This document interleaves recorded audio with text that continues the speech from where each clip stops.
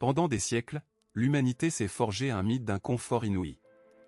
Le mythe selon lequel la capacité de ressentir la douleur d'autrui nous élève au-dessus des bêtes, nous rapprochant d'un idéal divin abstrait. Nous nommons cela l'empathie. Nous l'avons hissé sur un piédestal, en avons fait la mesure absolue de l'humanité, le synonyme d'une bonté incontestable. Mais osons affronter l'impitoyable réalité biologique. Notre plus haute vertu ne serait-elle qu'un instrument de survie savamment dissimulé?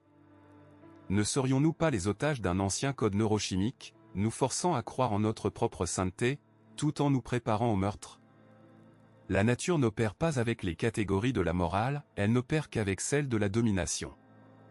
Ce que nous percevons comme un frisson sacré de l'âme, comme une compassion désintéressée, n'est qu'un algorithme complexe, gravé dans nos gènes avec un unique et absolu objectif pragmatique.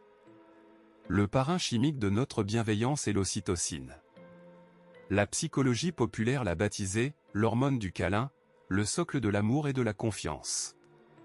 Pourtant, la neurobiologie recèle un sombre secret concernant ce neurotransmetteur. L'ocytocine forge effectivement les liens sociaux les plus solides. Elle pousse une mère à protéger son enfant, un soldat à couvrir son camarade de son corps. Mais cette médaille possède un envers terrifiant. En fortifiant l'amour pour les nôtres, l'empathie, à un niveau physiologique profond, accentue automatiquement la suspicion, la peur et l'agression envers les étrangers. Ce n'est pas un effet secondaire, c'est une fonction essentielle du système. L'empathie n'est pas une lumière universelle qui réchauffe tout un chacun. C'est un laser à faisceau étroit. Et plus ce rayon illumine intensément notre propre groupe social, plus l'obscurité au-delà de ses frontières devient profonde et hostile. Les neurophysiologistes ont découvert les neurones miroirs, ces étincelles qui miment la souffrance d'autrui dans notre propre cerveau. Il semblerait, à première vue, que ce soit la preuve biologique de notre droiture innée. Mais les expériences d'imagerie par résonance magnétique révèlent une autre vérité. Cette symphonie neuronale ne joue que lorsque se tient devant nous un être que notre cerveau a déjà identifié comme membre de notre meute. Que se passe-t-il lorsque souffre celui qui appartient à un autre groupe idéologique, racial ou social? Les neurones miroirs demeurent muets. Notre cerveau scanné en permanence, chaque milliseconde, l'espace à la recherche de marqueurs, amis ou ennemis. Dès que le système identifie un objet comme hostile, l'interrupteur empathique bascule. Les zones du cerveau responsables de la compassion sont froidement désactivées. Nous contemplons la douleur d'un autre être, mais nos réseaux neuronaux restent indifférents. Bien plus, les centres de plaisir sont parfois activés. La biologie nous récompense en dopamine pour la souffrance d'un étranger, s'il est perçu comme une menace pour notre tribu. Sous cet éclairage, l'empathie n'apparaît plus comme une aile angélique, mais comme l'arme biologique de destruction massive la plus efficace jamais forgée par l'évolution. Elle rassemble la meute, synchronise ses actions, transformant des unités disparates en un organisme unique et mortel, prêt à déchirer quiconque. Les pages les plus effroyables de l'histoire humaine n'ont pas été écrites par des psychopathes dénués de compassion. Elles ont été rédigées par des êtres dont l'empathie était poussée à son paroxysme, mais rigidement circonscrite aux frontières de leur tribu ou de leur nation. La capacité de se sacrifier pour ses frères d'armes est le mécanisme même qui permet, sans l'ombre d'un doute, d'anéantir ceux qui se dressent de l'autre côté des barricades. L'individu qui tue pour protéger son groupe ne se considère jamais comme un scélérat. Il se sent un héros, animé de la plus haute compassion envers les siens. Le paradoxe est que cette profonde empathie pour les souffrances de son propre peuple devient le carburant idéal pour la guerre la plus atroce contre l'autre. La compassion pour les victimes de son propre groupe se mue instantanément en une fureur impitoyable envers ceux désignés comme coupables. Dans le monde contemporain, ce programme ancestral opère avec une efficacité terrifiante. L'espace informationnel déchire la société en camps ennemis, exploitant précisément notre capacité à ressentir. Les algorithmes nous montrent la douleur de ceux qui partagent nos opinions, attisant le brasier de l'empathie tribale. Et plus ce brasier flambe avec éclat, moins nous percevons nos opposants comme des êtres humains. Ils deviennent une abstraction, un virus qu'il faut éradiquer pour le bien de ceux que nous aimons. Pouvons-nous seulement parler de morale objective si notre boussole intérieure n'est réglée pour réagir qu'au champ magnétique de notre propre meute? Lorsque vous sentez ce flot chaud de compassion inonder votre poitrine, lorsque vous avez l'impression d'avoir touché quelque chose de pur et de lumineux, demandez-vous, qui précisément, à cet instant même, votre propre biologie a-t-elle désigné furtivement comme ennemi? Chaque goutte de bonté illimitée envers les nôtres signifie inévitablement la volonté de signer l'arrêt de mort des autres. L'illusion de notre sainteté projette une ombre bien trop longue et bien trop sanglante. L'empathie nous apparaît comme le plus grand accomplissement de l'évolution, le couronnement de l'humanisme. Nous avons pris l'habitude de la considérer comme un sentiment lumineux qui unit l'humanité et nous rend civilisés. Mais si l'on ose s'aventurer dans les sombres labyrinthes de l'hypothalamus, là où naît véritablement cette illusion, une toute autre image, bien plus prédatrice, se révèle. Le neuropeptide ocytocine, synthétisé dans le noyau paraventriculaire du cerveau, a porté pendant des décennies, dans la vulgarisation scientifique, le titre naïf des « hormones des câlins ». Les revues médicales ont loué sa capacité à forger les liens d'attachement. Ces molécules, traversant la barrière hémato-encéphalique, suppriment avec une précision chirurgicale l'activité de l'amygdale, notre radar interne de l'anxiété et de la peur. L'angoisse s'évanouit, cédant la place à une confiance absolue. C'est ce cocktail chimique qui pousse une mère à défendre son nourrisson sans hésitation, et des soldats à marcher vers une mort certaine pour leurs camarades dans la tranchée. Le cerveau nous récompense généreusement par de puissantes décharges de dopamine pour la simple appartenance à la meute. Nous nous dissolvons dans le « nous » collectif, ressentant l'euphorie de la sécurité. Pourtant, cette idylle chimique n'est-elle pas le plus vaste des pièges de notre physiologie? La biologie ne connaît pas de morale universelle, elle ne connaît que l'impitoyable statistique de la survie. Le mécanisme qui soude mortellement un groupe de l'intérieur exige conceptuellement la présence d'une menace extérieure. Plus l'amour pour les siens est fort, plus il est inconditionnel, plus l'abîme entre nous et eux est profond. L'ocytocine ne nous rend pas bons au sens absolu du terme. Elle nous rend loyaux.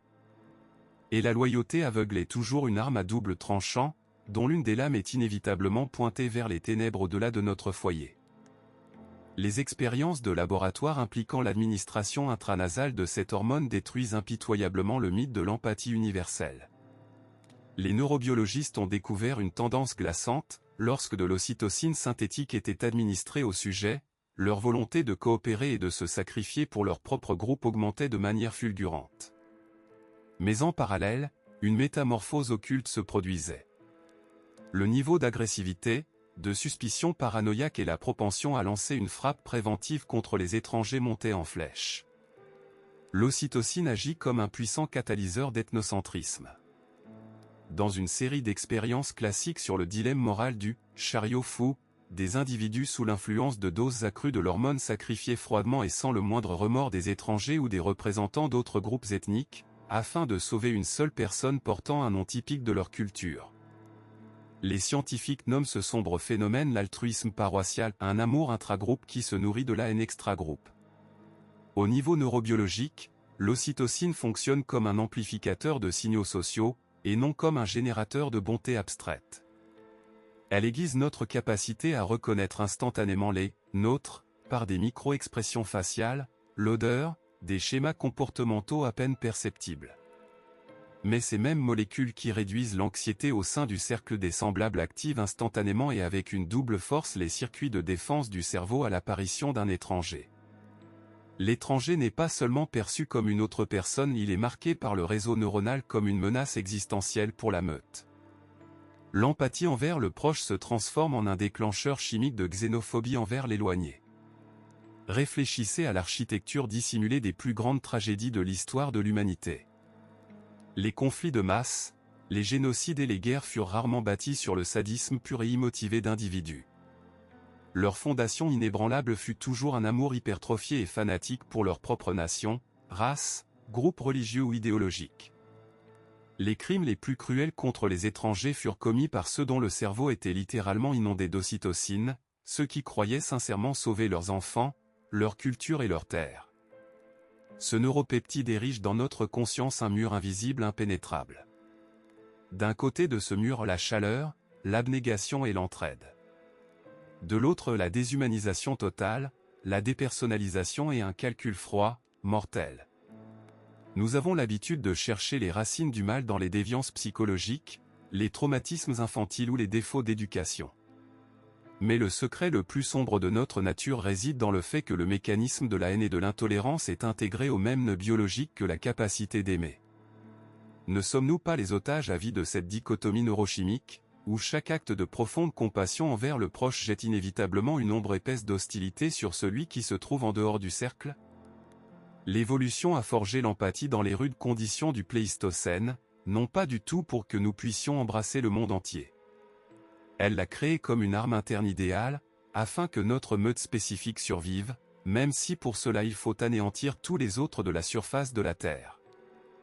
Millions d'années avant notre ère, sur les étendues impitoyables et gorgées de sang de la savane africaine, se forgeait le mécanisme le plus sophistiqué, mais aussi le plus sombre, de notre survie, la psyché humaine.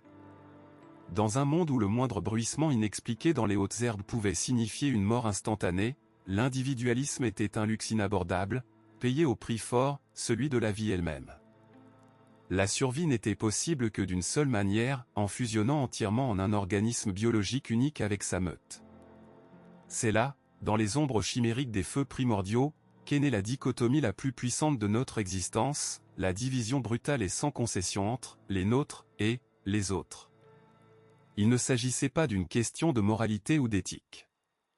C'était une formule froide et mathématique de l'évolution, où toute confiance envers un étranger équivalait à un suicide évolutif. Nous sommes-nous déjà demandé pourquoi la peur de l'autre, de l'incompréhensible, émerge dans notre conscience bien plus rapidement que la capacité à le rationaliser? La réponse réside profondément sous le cortex cérébral, dans l'amygdale, notre détecteur de menaces internes, archaïque. Ce minuscule nœud neuronal scannait en permanence visage, expression, odeur et motricité de chaque individu rencontré, en l'espace de millisecondes. Si l'algorithme détecte la moindre divergence par rapport à la norme de votre tribu, l'amygdale déclenche instantanément l'alarme, déversant dans le sang un cocktail toxique de cortisol et d'adrénaline. La pensée rationnelle s'éteint avant même d'avoir pu s'activer. Le cerveau ne sait pas encore qui se tient devant nous, mais il a déjà pris une décision irrévocable, c'est un ennemi, et il est venu pour notre vie. La haine, que la société humaniste contemporaine s'efforce vainement de stigmatiser comme une maladie ou une pathologie, est en réalité un outil évolutif incroyablement efficace. En des temps de pénurie totale de ressources, tout autre groupe était perçu exclusivement comme un concurrent biologique. Les étrangers convoitaient la même eau, le même gibier, les mêmes grottes sécurisées. Les laisser approcher revenait à condamner sa propre progéniture à la faim et à la mort. L'évolution récompensait donc généreusement par la dopamine l'agression dirigée vers l'extérieur. L'anéantissement d'un concurrent procurait non seulement la sécurité, mais aussi une profonde satisfaction biologique. Nous sommes les descendants directs de ceux qui tuaient les étrangers avec le plus d'efficacité et de cruauté. Quant aux hominidés qui tentaient de mener des négociations pacifiques avec une tribu inconnue, ils n'ont tout simplement pas laissé leur gène dans le vaste bassin génétique de l'humanité. Le paradoxe le plus glaçant de ce système se cache dans l'action de l'ocytocine, cette substance que la science populaire appelle l'hormone de l'amour et des câlins. La neurobiologie prouve le contraire, l'ocytocine renforce effectivement l'attachement, mais exclusivement au sein de son propre groupe. Simultanément, elle multiplie les niveaux d'agressivité et de méfiance envers tous ceux qui se trouvent en dehors. Notre capacité biologique à aimer, les nôtres, est indissociablement, au niveau chimique, liée à la volonté d'anéantir les autres.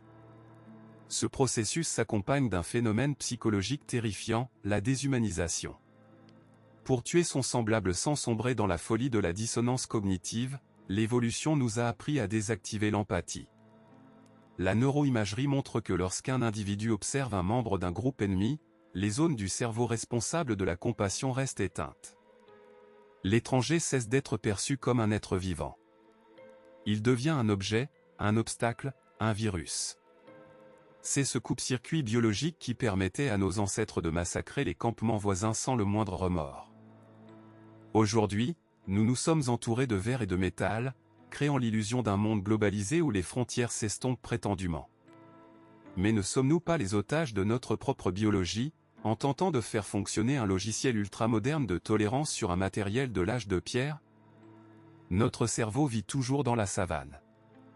Pour lui, toute crise économique, instabilité politique, ou même un code culturel inhabituel d'un pays voisin, est un signal que les ressources de la tribu sont sous une menace mortelle. La fine couche de civilisation se fissure instantanément, libérant la bête primale. L'environnement informationnel actuel est devenu le catalyseur idéal pour ces algorithmes ancestraux. Les réseaux sociaux et la propagande ne créent pas la haine à partir de rien. Ils ne font que virtuosément appuyer sur les touches de notre amygdale, construisant artificiellement l'image de « l'étranger ». Cliquer sur le bouton de partage d'un message haineux est l'équivalent moderne d'une danse rituelle armée de lances autour d'un feu de camp. Nous nous rassemblons encore et encore en tribus virtuelles, prêts à déchirer quiconque porte d'autres couleurs ou professe une idéologie différente. Le mécanisme qui a sauvé l'humanité de l'extinction à l'aube des temps est aujourd'hui devenu une bombe à retardement. Tant que nous refuserons d'admettre qu'en chacun de nous sommeille un tueur ancestral, programmé pour défendre sa meute, nous resterons les marionnettes aveugles de l'évolution, condamnées à rejouer le même scénario sanglant. Imaginez que la compassion n'est pas un rayon de lumière qui sauve le monde, mais une lunette de visée de sniper. Elle arrache une figure à l'obscurité, laissant le reste de l'humanité dans l'angle mort. Nous avons l'habitude de considérer la capacité à ressentir la douleur d'autrui comme le summum de notre évolution morale. Pourtant, la psychologie contemporaine démolit impitoyablement ce mythe, transformant la vertu la plus lumineuse en l'instrument de la plus cruelle des injustices. L'esprit, submergé par l'empathie, devient sourd à la logique.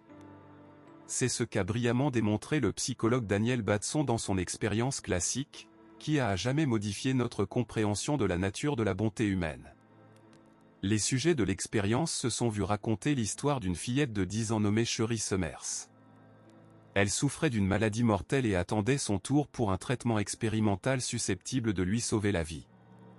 La liste d'attente avait été établie selon le principe rigoureux de la nécessité médicale maximale et de la justice objective des enfants dont l'état était encore plus critique que celui de Cherie la précédait. À la moitié des participants, il fut demandé de simplement prendre connaissance des faits, en maintenant une distance analytique. L'autre moitié fut priée de s'imaginer à la place de la fillette, de ressentir sa douleur, son impuissance et sa peur de l'anéantissement. Puis une seule question fut posée: seriez-vous d'accord pour enfreindre les règles et placer Cherie en tête de liste? Ceux qui étaient guidés par une rationalité froide refusèrent. Ils comprenaient que sauver un enfant hors tour signifiait un arrêt de mort pour un autre, anonyme, mais tout aussi réel. En revanche, 3/4 de ceux qui avaient été plongés dans un état d'empathie profonde n'hésitèrent pas à propulser Cherie en première position. Leur compassion pour une victime spécifique les poussa à commettre un acte de pure cruauté envers les autres. Ils désactivèrent eux-mêmes la justice, enivrés par leur propre implication émotionnelle, ignorant toute réalité objective.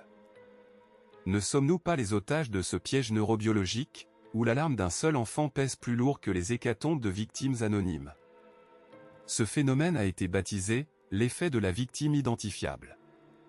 Le chercheur Paul Slovic a étudié pendant des années cette macabre arithmétique de la perception humaine, et ses conclusions résonnent comme un verdict implacable contre notre rationalité. Si nous voyons le visage d'une personne qui souffre, notre cerveau active les centres de récompense liés à l'aide. Nous sommes prêts à donner nos derniers deniers, à déployer des opérations de sauvetage massives, à défier les éléments. Mais qu'il suffise d'ajouter à ce tableau une statistique aride et des informations sur des milliers d'affamés ou des millions de victimes d'une épidémie et notre empathie se dissout instantanément. Graphiques et chiffres ne provoquent pas de larmes. Le cerveau refuse tout simplement de traiter la souffrance de masse.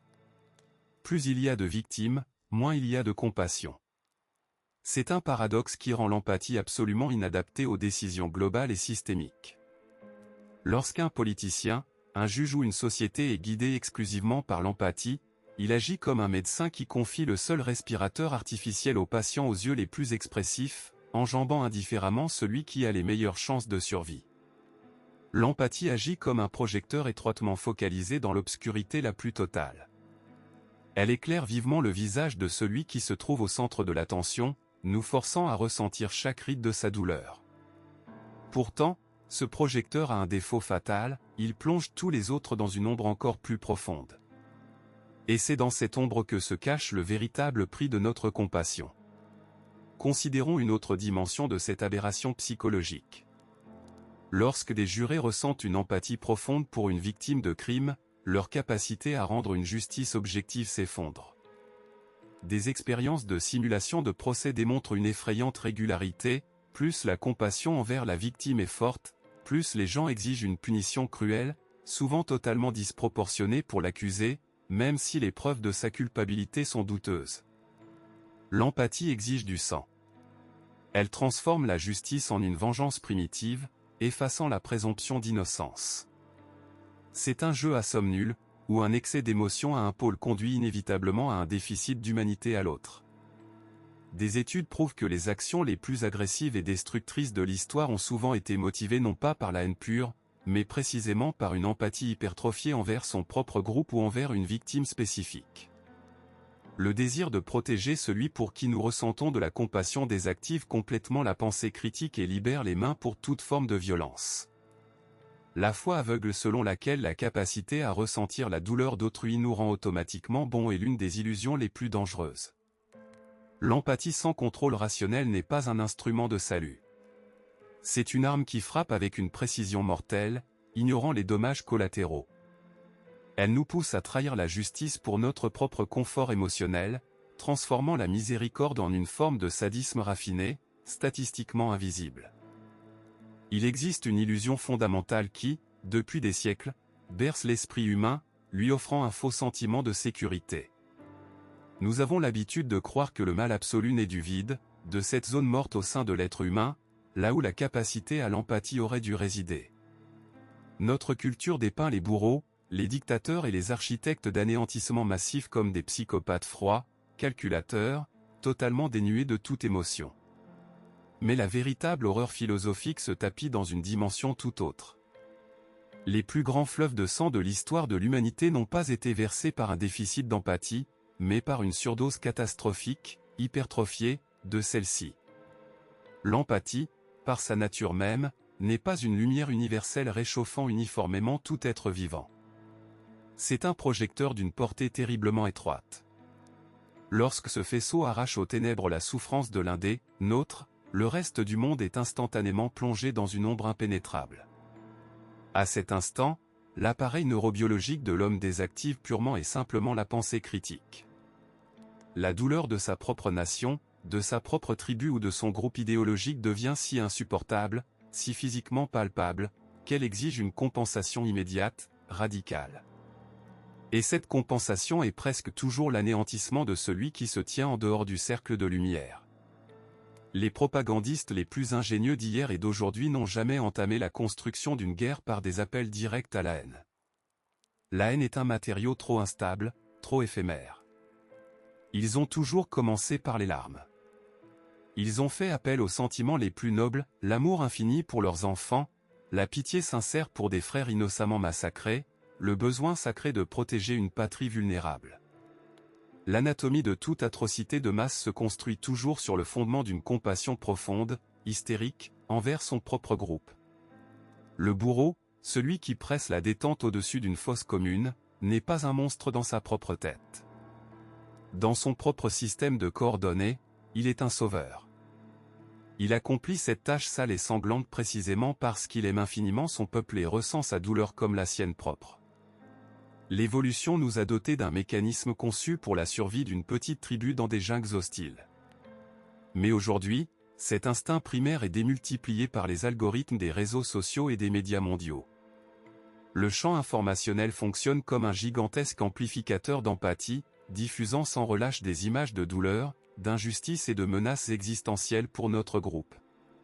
Chaque nouveau traumatisme, chaque histoire tragique, habilement emballée au format numérique, déclenche une réaction en chaîne de neurotransmetteurs. Nous nous sentons constamment attaqués. Notre empathie s'échauffe jusqu'à la température du plasma, consumant tout espace de dialogue rationnel. Dans cet état d'affect collectif, la société cède volontairement le monopole de la violence à ceux qui promettent de protéger la source de notre compassion. Ne serions-nous pas les otages de ce piège biologique, où l'amour du prochain signifie automatiquement un arrêt de mort pour le lointain? L'empathie transforme le conflit en un jeu à somme nulle. Elle murmure inlassablement que la survie de notre groupe n'est possible qu'à la condition de l'anéantissement total de l'ennemi. Lorsque les souffrances de l'adversaire idéologique cessent d'être perçues comme celles d'un être vivant, elles ne deviennent qu'un arrière-plan abstrait pour notre propre juste combat. Nous voyons comment les slogans les plus humanistes se transforment en une justification de béton armé pour les bombardements en tapis, et les larmes des mères d'un camp deviennent le combustible pour incinérer les villes de l'autre. C'est là que réside le paradoxe le plus sombre de la nature humaine. Une morale construite exclusivement sur l'empathie mute inévitablement en fanatisme. Lorsqu'un individu se dissout entièrement dans la compassion pour son identité, il perd la capacité de voir l'humain de l'autre côté des barricades. L'ennemi est déshumanisé non pas parce que nous ne le comprenons pas, mais parce que nous comprenons les nôtres trop intensément, jusqu'à la moelle. L'empathie hypertrophiée forge une indulgence morale parfaite pour les crimes de guerre les plus abominables. Elle permet d'anéantir des peuples entiers et de dormir sur ses deux oreilles, car tout cela a été accompli au nom d'une justice supérieure et de la protection des innocents. En contemplant les ruines de civilisation, les cendres et les fosses communes, nous nous demandons souvent où l'humanité a bien pu s'évanouir dans ces moments les plus sombres. La terrible vérité est qu'elle n'avait disparu nulle part. Elle était là, au cœur même de la catastrophe. Elle guidait les baïonnettes, elle calculait les trajectoires des missiles, elle rédigeait les dénonciations. C'est précisément cette humanité aveugle, locale, tribale, poussée à l'absolu, qui est capable de réduire la Terre en cendres. L'empathie, dépourvue de tout contrôle rationnel froid et de principes universels, cesse d'être un garde-fou contre la violence. Elle en devient le générateur le plus efficace, alimentant la flamme des guerres où chacun se considère comme une victime, même en tenant fermement une arme ensanglantée. La véritable tragédie réside dans le fait que les pages les plus sanglantes de l'histoire n'ont pas été écrites avec l'encre de la malveillance, mais avec les larmes d'une compassion sincère, quoique mortelle. Nous nous mirons, et nous contemplons le couronnement de la création, un être paré du libre arbitre et d'une moralité supérieure. Mais ne serions-nous pas de simples automates biologiques, dont les réactions ont été gravées à jamais par un processus évolutif aveugle? Notre empathie, dont l'humanité se targue avec tant d'arrogance, recèle un envers sombre et abyssal. Elle est locale. Brutalement tribale. Ce cocktail hormonal qui pousse une mère à défendre sa progéniture, ce même neuromédiateur l'ocytocine qui forge la confiance et l'abnégation au sein d'un groupe, érige simultanément une muraille invisible mais infranchissable, au-delà de laquelle s'étend le territoire hostile des autres, des étrangers. La nature ne nous a jamais conçus pour un amour universel. Elle a façonné des machines destinées à la survie d'un génotype précis face à une pénurie impitoyable de ressources. Chaque fois que notre cœur se serre d'une douleur lancinante pour les nôtres, mais demeure de glace face aux tourments des autres, s'agit-il là d'une authentique manifestation de liberté? Ce n'est qu'un écho lointain, le murmure ancestral de la savane résonnant dans nos réseaux neuronaux. L'amygdale, notre radar interne des menaces, balise le monde en noir et blanc en quelques millisecondes, bien avant que le néocortex n'ait l'occasion d'esquisser la moindre pensée rationnelle. L'empathie émotionnelle agit tel un projecteur dans les ténèbres, elle éclaire aveuglément la tragédie d'un individu qui nous ressemble, abandonnant dans l'obscurité la plus dense les milliers d'autres qui périssent au-delà de ce faisceau ténu. Elle épuise le système nerveux, obnubile la logique et mène trop souvent à des décisions catastrophiques, dictées par la panique ou la rage. Sommes-nous donc condamnés à errer éternellement dans ce labyrinthe d'instincts primaires, rejouant inlassablement les mêmes scénarios sanglants de division, ceux-là même qui se sont répétés durant des centaines de milliers d'années? C'est précisément ici, au tréfonds de ce fatalisme biologique, que réside notre plus grand triomphe. La capacité de prendre conscience de notre propre asservissement, voilà la seule clé pour s'en affranchir. L'humanité est une espèce unique, capable de contempler son propre code source et de refuser de s'y soumettre. À l'instrument aveugle de l'évolution doit succéder la notion de compassion rationnelle. Il ne s'agit pas d'une émotion sentimentale, s'embrasant spontanément sous l'effet d'une impulsion hormonale. C'est une stratégie de l'esprit froide, lucide et d'une complexité vertigineuse. La compassion rationnelle n'exige pas de notre système nerveux qu'il ressente la douleur d'autrui comme la sienne propre. La psyché humaine s'effondrerait simplement sous le poids écrasant de la souffrance universelle. Elle exige, en revanche, un effort cognitif colossal, la saisie de la valeur objective de toute vie, quelle que soit la distance qui la sépare de notre foyer tribal. En nous laissant guider par la raison, plutôt que par l'écume des émotions fugaces, nous acquérons le pouvoir de tromper notre propre nature. Le cortex préfrontal, cet instrument le plus récent et le plus complexe de notre cerveau, est capable d'opposer son veto à l'agression et à la peur engendrée par le système limbique. C'est un acte de discipline intérieure suprême. L'élargissement du cercle de la perception morale ne s'opère jamais de manière naturelle. Il doit être arraché par la force de la volonté, pas à pas, en intégrant dans la catégorie des « nôtres » ceux qui ne partagent ni nos gènes, ni notre langue, ni notre religion, ni notre territoire. Ce cercle de confiance, jadis confiné à la seule famille, a évolué pour englober la tribu, la nation, puis la race. Chaque avancée de cette expansion fut accompagnée de bouleversements tectoniques au sein de l'histoire des civilisations, exigeant des efforts surhumains de la part de ceux qui osaient penser au-delà de leur programme biologique. Aujourd'hui, l'intellect se voit confier la tâche d'étendre ce cercle aux confins de l'humanité tout entière, puis à l'ensemble des êtres capables de ressentir la douleur. Il ne s'agit ni d'un idéalisme naïf, ni d'une utopie philosophique. C'est le seul algorithme de survie mathématiquement justifiable pour notre espèce, dans un monde où les technologies de destruction ont depuis longtemps supplanté notre capacité à trouver un terrain d'entente. La véritable humanité débute précisément là où la biologie s'achève. Elle naît en cette infime fraction de seconde où la main, prête à frapper en riposte à une peur animale de l'altérité, se fige, suspendue par une décision consciente. N'est-il pas temps, pour chacun de nous, de sonder les recoins les plus obscurs de sa propre conscience? D'y explorer les mécanismes insidieux qui nous contraignent, jour après jour, à dresser des barricades au sein du monde. De renoncer à l'illusion confortable, mais profondément délétère, selon laquelle nos émotions seraient toujours l'infaillible étalon de la justice. La compassion rationnelle, voilà l'ultime rébellion de l'intellect. La plus sublime et la plus complexe rébellion de l'histoire de l'univers. C'est le soulèvement de la matière consciente d'elle-même, qui refuse catégoriquement d'obéir aux règles implacables d'une évolution aveugle. Nous ne sommes plus les dociles porteurs de gènes égoïstes, dont la seule quête est leur propre reproduction. Nous sommes capables de nous ériger en architectes de sens nouveaux.